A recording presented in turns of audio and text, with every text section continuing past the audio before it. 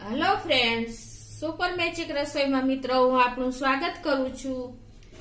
આજે હું માટલા કુલ્ફી બનાવવા જઈ રહી છું મિત્રો। તો તમને મારો વિડીયો ગમે તો લાઈક કરજો, શેર કરજો અને સબસ્ક્રાઇબ કરવાનું તો ભૂલતા જ નહીં। મિત્રો, અસલ માટલા કુલ્ફી જે બહાર આપણને મળે છે ને એ ટાઈપની જ આજે આપણે કુલ્ફી બનાવશું।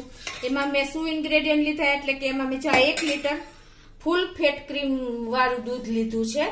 તો બને ત્યાં સુધી તમારે ફૂલ ફેટ જ લેવાનું, તો જ આપણી કુલ્ફી એકદમ મલાઈદાર બનશે।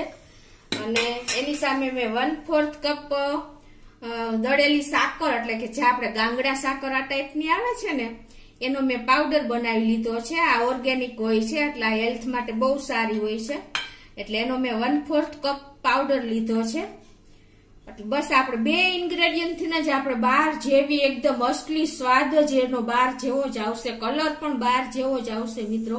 તો તમે ખાસ નોટ કરજો મિત્રો, આ રીતે એક વખત ચોક્કસ ટ્રાય કરજો। તો હવે આપણે બનાવવાનું ચાલુ કરીએ। બનાવવા માટે આપણે ગેસ ઓન કરીને આ એક જાડા તળિયા વાળું પેન મૂકશું અને એમાં આપણે 1 ટેબલ સ્પૂન જેવું આપણે પાણી નાખી દેશું એટલે આપણું દૂધ તળિયે બેસે નહીં। અને એમાં હવે હું ફૂલ ફેટ જે દૂધ આવે છે ઈ જ લેસ, કાચું દૂધ જ મિત્રો। બને ત્યાં સુધી આપણે માટલા ગુલ્ફી બનાવવા કે કોઈ પણ ગુલ્ફી કે આઈસ્ક્રીમ બનાવવા માટે ફૂલ ફેટ જ દૂધ વાપરી છે। તો એમાં હું અત્યારે 1 લીટર દૂધ નાખી દઉં છું।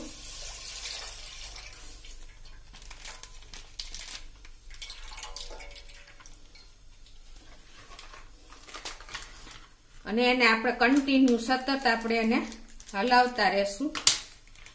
ખાસ ધ્યાન રાખવાનું કે આપણે આ બેસે નહીં એનું।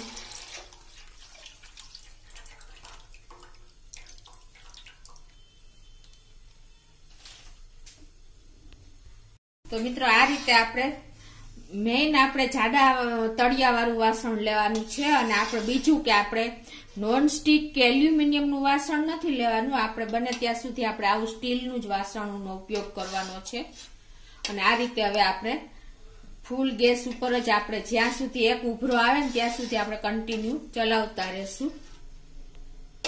આપણે જો દૂધમાં એક બોઇલ આવી ગયો છે, સતત કન્ટિન્યુ આપણે ચમચો ચલાવી જ રાખ્યો છે। અને હવે આપણે જે આ ફરતું મલાઈ ચોટી જાય ને એ પણ આ રીતે આપણે લઈને વચ્ચે સેન્ટરમાં નાખી દેવાની, એટલે આપણું એકદમ રબડી જેવું દૂધ થઈ જાય ને ત્યાં સુધી આપણે એને પકવશું મિત્રો આ રીતે। હવે મિત્રો અત્યારે હું એક ઉભરા આવ્યા પછી આપણે ગેસની ફ્લેમ એકદમ સ્લો કરીને વચ્ચે વચ્ચે ચલાવતા રહેશું, ત્યાં આપણે હવે બીજી પ્રોસીજર કરી લઈએ। તો મિત્રો હવે આપણે દૂધ ધીમા ફ્લેમ ઉપર પાકે છે ત્યાં સાઈડમાં આપણે વચ્ચે વચ્ચે ચલાવતા રહેશું। અને આ બાજુ આપણે જે આપણે માટલા કુલ્ફી જેવી જ આપણે એનો કલર લેવા માટે આપણે શું કરવાનું છે, એમાં આપણે જે દળેલી સાકર લીધી છે ને એને આપણે કેરેમલ કરવાની છે। તો હું આ 1/4 કપ જે આપણે સાકર લીધી છે એને આપણે સ્લો ટુ મીડિયમ ફ્લેમ ઉપર આપણે એને કેરેમલ કરશું।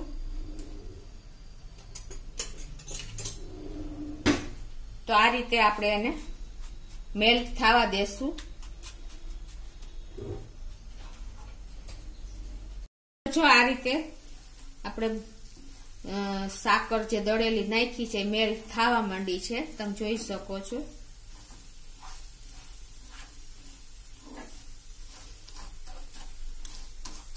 લમ્સ પડી જાય તો પણ તમારે ટેન્શન નથી લેવાનું, કેમ કે ઈ આપણે દૂધમાં ઓગળી જ જશે। તો આ રીતે આપણે આનું કારણ એ છે કે મિત્રો આપણે બહાર જે કલર માટલા કુલ્ફીનો હોય છે એનો કલર તમે આ રીતે જો સીધી ખાંડ ન ઉમેરતા તમે આ કેરેમલ કરીને નાખશો ને તો ફ્લેવર પણ એવી જ આવશે અને એનો કલર પણ એ જ આવી જશે મિત્રો। એટલે અમુક આપણે જે મિલ્ક આઈટમ કરી છે ને એમાં કેરેમલનો ઉપયોગ કરીને તો આપણને બહાર જેવો જ ટેસ્ટ અને કલર બંને મળી રહે છે, એટલે ખાસ તમે આ પ્રોસીજર કરવી જરૂરી છે। તમે જોઈ શકો છો કે આપણે સ્લો ટુ મીડિયમ ફ્લેમ જ રાખી છે અને આપણે કન્ટિન્યુ આને આમ ચલાવતા રહેશું એટલે આપણી સાકર એકદમ કેરેમલ થઈ જાય।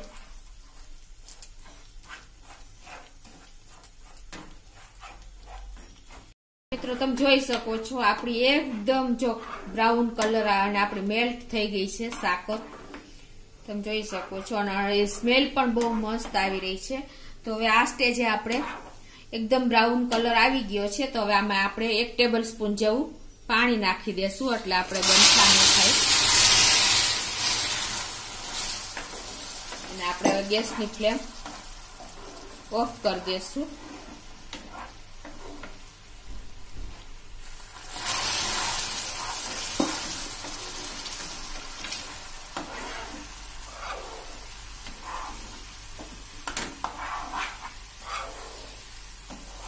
અને હવે મિત્રો આપણે આ બાજુ આપણું દૂધ પણ જો તમે ઉકળી ગયું છે સરસ, તમે જોઈ શકો છો.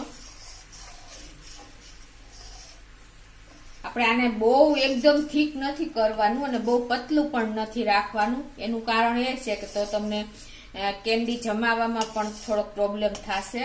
એટલે બહુ એકદમ થીક આપણે નથી કરી નાખવાનું. હવે મિત્રો આપણું દૂધ ફૂલ ફ્લેમ કરીને આપણે એને એમાં આપણે અત્યારે આ જે કેરેમલ કરી છે ને સુગર ખાંડ એ નાખી દેશું. તમે જોઈ શકો છો આપણા દૂધનો કલર, આપણી જે કેરેમલ કરેલી સાકર.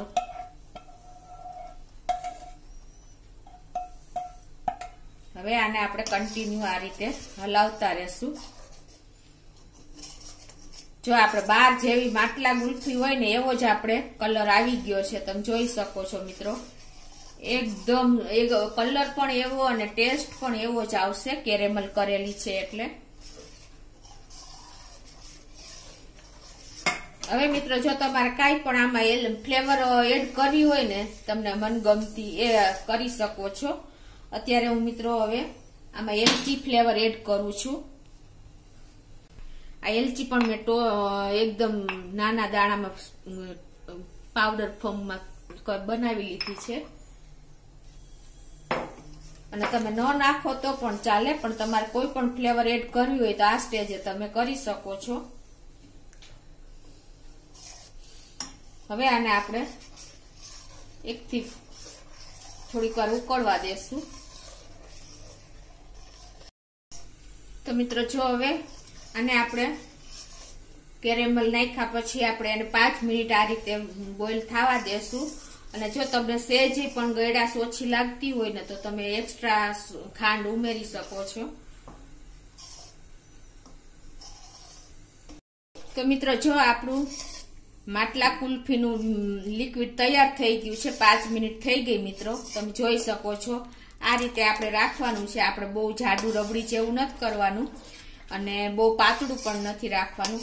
તો મિત્રો આ આપણે ઓર્ગેનિક બનાવ્યું છે, નથી આપણે આમાં કસ્ટર્ડ પાવડર કે મિલ્ક પાવડર કે કોર્નફ્લોર કોઈ પણ જાતની વસ્તુ ઉમેર્યા વગર આપણે ખાલી દૂધથી જ, ખાલી 2 ઇન્ગ્રેડિયન્ટથી જ આપણે મેં તમને કીધું એમ બનાવી છે બાર જેવી માટલા કુલ્ફી મિત્રો. તો હવે આપણે આને ઠંડુ થવા દેશું, પછી મોલ્ડમાં ફિલ કરશું.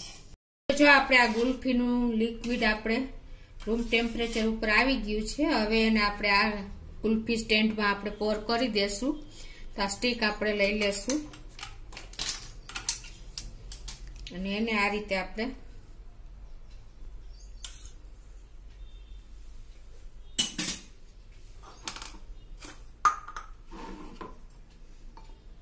બધામાં ફિલ કરી દેશું સ્ટેન્ડના મોલ્ડમાં.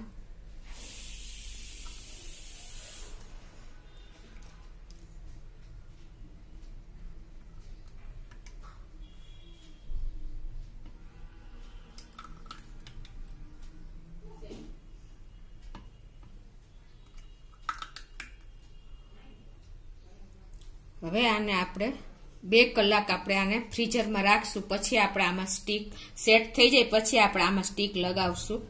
એ જ રીતે આપણે આ બીજા મોલ્ડ પણ ભરી લેશું.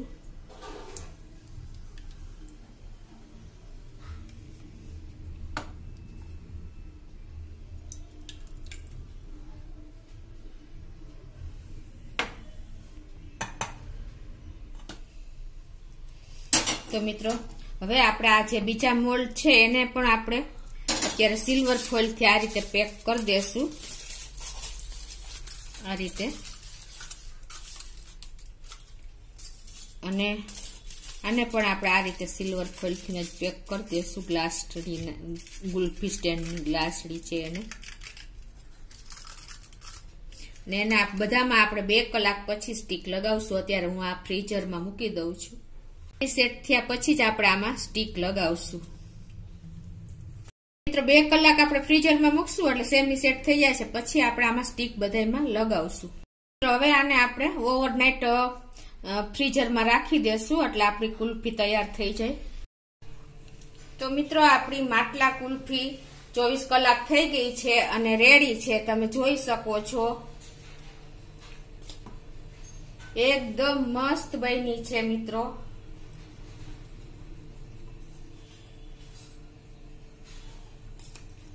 તમે જોઈ શકો છો મિત્રો એકદમ સરસ બાર જેવી જ આપણે માટલા કુલ્ફી મળે છે ઈ ટાઈપનો જ કલર, ઈ ટાઈપની આપણી કેન્ડી બની છે. તમે એકદમ સરસ, તમે ચોક્કસ આ રીતે ટ્રાય કરજો.